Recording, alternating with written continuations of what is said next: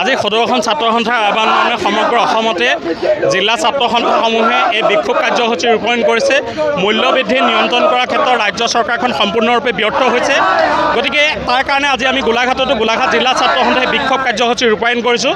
গতিকে যেতিয়ালৈকে মূল্যবৃদ্ধি নিয়ন্ত্ৰণ কৰিব নোৱাৰে এখন চৰকাৰে তেতিয়ালৈকে আমাৰ প্ৰতিবাদ অব্যাহত থাকিব। কাৰণ অত্যাৱশ্যকীয় প্ৰতিটো সামগ্ৰীৰ মূল্য বৃদ্ধি হৈছে। আজি জীৱনদায়িনী ঔষধৰ মূল্য বৃদ্ধি হৈছে, পেট্ৰলজাত সামগ্ৰীৰ মূল্য বৃদ্ধি হৈছে, প্ৰতিটো ক্ষেত্ৰতে মূল্য বৃদ্ধি হৈছে। গতিকে এই মূল্যবৃদ্ধি নিয়ন্ত্ৰণ কৰিব পৰা নাই। এটা যোগান বিভাগ আছে, এই যোগান বিভাগটোৰ অকৰ্মণ্যতাৰ কাৰণে, যোগান বিভাগটোৰ অদূৰদৰ্শিতাৰ কাৰণে আজি অসাধু ব্যৱসায়ীয়ে হুৰাহুৰে মূল্য বৃদ্ধি কৰিছে। গতিকে এই মূল্যবৃদ্ধি নিয়ন্ত্ৰণ কৰাৰ ক্ষেত্ৰত নতুন যিখন চৰকাৰ হৈছে হিমন্ত বিশ্ব শৰ্মা ডাঙৰীয়া নেতৃত্বাধীন বিজেপি চৰকাৰ, এই চৰকাৰখনে ব্যৱস্থা গ্ৰহণ কৰক, অন্যথা কিন্তু এনেধৰণৰ সংগ্ৰাম অব্যাহত থাকিব।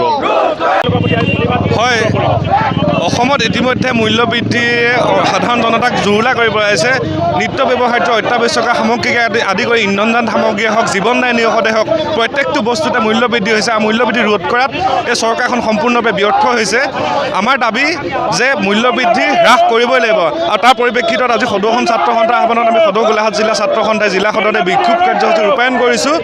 সাধাৰণ জনতাক চৰকাৰখনে সন্মুখৰ দুৱাৰেদি 2 টকা দি পিছ দুৱাৰেদি 10 টকা লুটি নিয়াৰ যি তেওঁলোকৰ স্বভাৱ, ইয়াৰ পৰিণাম ভুগিবলৈ কিন্তু চৰকাৰখন সাজু থাকক।